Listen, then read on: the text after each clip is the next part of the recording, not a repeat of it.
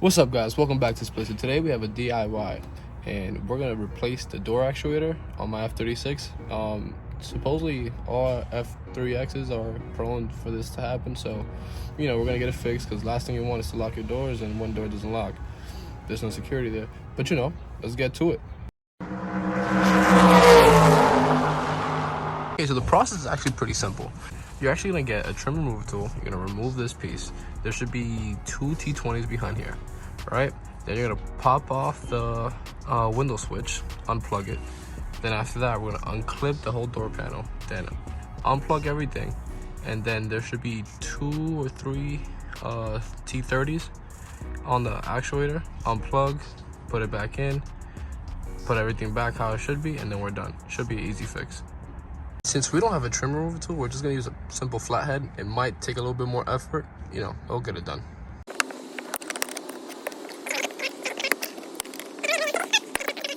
Step 2 was removing these T20s that are in there. I think there's 2 of them. Yeah, there's 2 of them. Let's get to it. To get those 2 screws out, you wanna pop this out. Be careful here if you're using a flathead. Last thing you want is to fuck up the trim on the door. But after you get it in, it should be easy. It should pop out with ease. Or not. It should just be 2 clips right here. After you get it out, it's just unplugging the cable that's right there. And after that, you're done with that step. And by the way, that's an easy cable. You just have to pull on it, it comes right out. Nothing to worry about.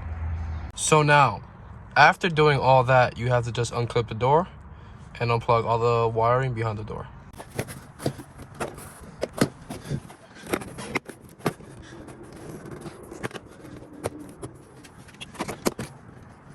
So earlier when I was telling you guys, make sure that goes through the hole. These are all the cables you have to unplug. These should all be easy, but just remember where they all go so you don't mess anything up. So once you take off the door card off, you should be left with something like this. So this is on by some sticky substance. As you see it's right here. But one, you're gonna have to remove this. These are the T30s I was talking about. And you just have to unplug this cable right here, which I'm pretty sure is just a pull, if I'm not mistaken. There you go. It's just a pull. And then we're gonna remove this, get to the actuator, and then I'll show you what comes next. Once you remove this covering, you're just gonna unplug the little clip that's in here to give you more space. And the actuator is actually back there. I'm gonna give you guys more light so you see what else we have to unplug. But then after that, it should just be the 3 T30s, and that's it, should come out. So this is actually the cable that actually unlocks the door that's connected to the actuator. So after you unplug that, you should be good to take it out.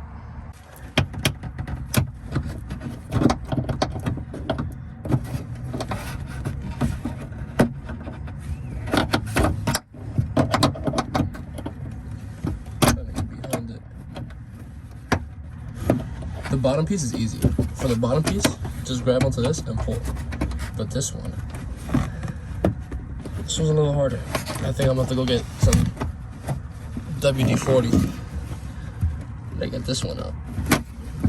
It seems like it's pretty stuck in there. I'm gonna go get that. So we ran out of WD-40, so I'm literally walking to the gas station to go get a can just for that part.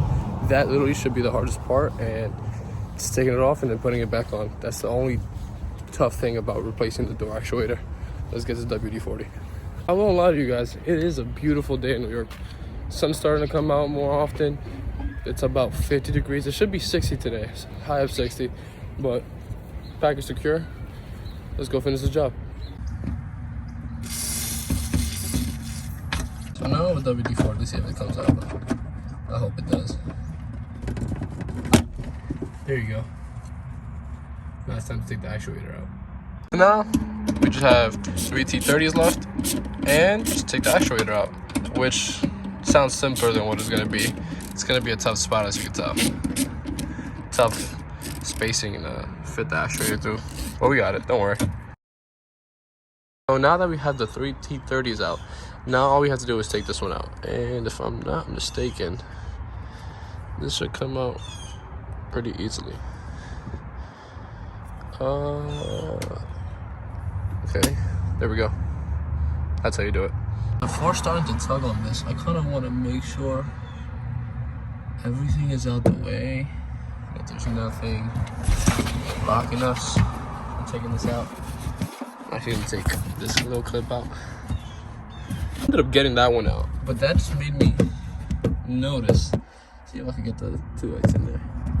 There's one under the actuator. I should just want to take it unplug.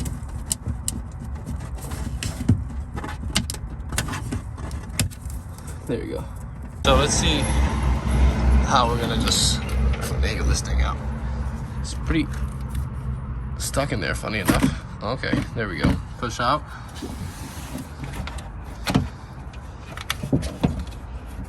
Okay, there's another cable in there. Alright, and these all have little clips on them. I'll be back. That's the one I was talking about. This one's still in there. But then after that, it should just come out. I believe so. Yeah, it should just come out. I'm gonna figure out a way to get this one out. Once you got it out, you want to put it on the longer side and then bring it to this side. And then that should make it easier to take out. Even with that trick, it's still kind of hard. What I ended up doing is still putting it on the long side, but I wanted this thick part out first. And then as you get here, you're gonna rotate it to where this becomes like this, and then you pull it out like that. That's the easiest way I could have done it. Now let's get the new one. Here's the new one. Basically the same part, literally. I got this off of Amazon for about $95, and yeah, came in like about a day or two, and it's pretty quick. So now let's finesse this one in and get it working, put everything back together. Oh guys, I also unplugged the motor for the window, which is this one right here, just because I thought I needed more space, but I ended up just coming out through here. Quick tip. So since the new one has a new rubber seal around it, of course for water protection, it's not going to sit as flush just placing it there. You're going to have to push it with some strength and just put them, I guess, finger tight, or use, you know, a few clicks on your wrench just to make sure everything's going to sit in place.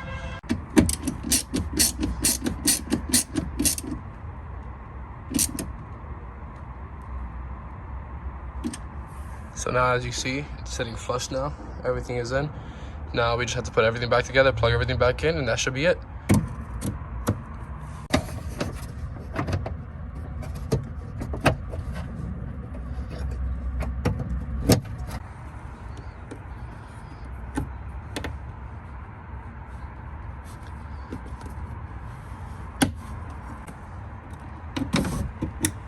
Guys, quick way to check if it's working.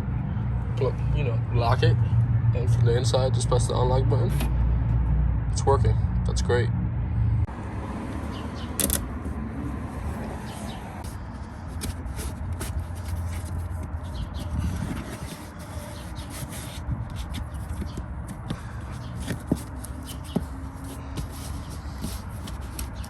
Make sure you guys press this down firmly. You want the adhesive to stick again. So if I had a blow dryer with me, I'd probably blow dry it, or a heat gun, just to make sure it's gonna stick.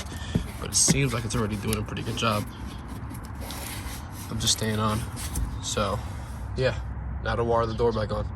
For your door latch, get this hook on there first. All right, now we're gonna wanna pull down, get it on there, snap it into place.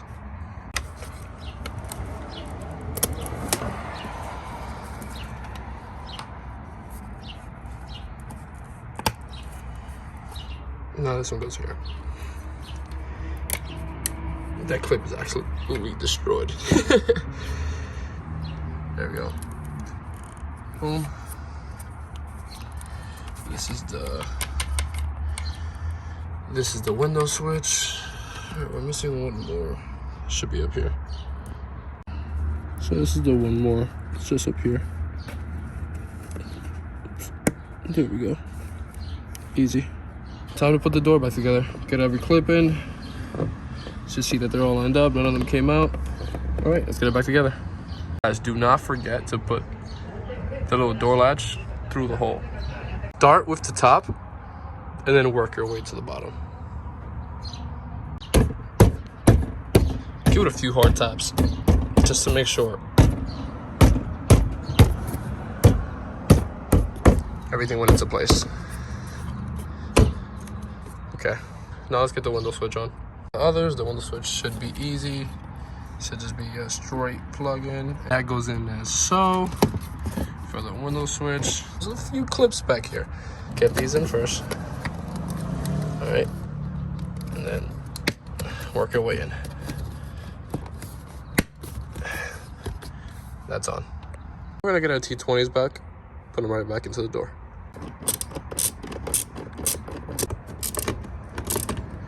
These, we have to put a trim on.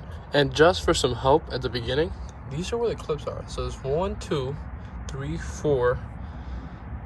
And I don't know if there's a clip back there, but I know it has a weird way of going in. I think it just slides this way. So taking it out, you're gonna have to take it out that way.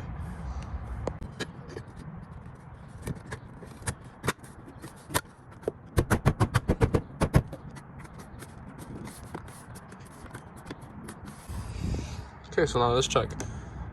Lock. We go here. There we go. For the actual moment of truth, I don't know if you guys can see that. It's right there. Let's lock the vehicle from the outside and see if it works. Perfect. That's exactly what we wanted. Alright guys, so that's it. That's literally how you replace F30, F36. I think it's also the older E90 generations, but the LCI models is pretty much the same thing. But that's pretty much it. Thank you for watching. Hope you liked the video. Comment, like, subscribe, turn on the notification bell. See you guys next time. Boom.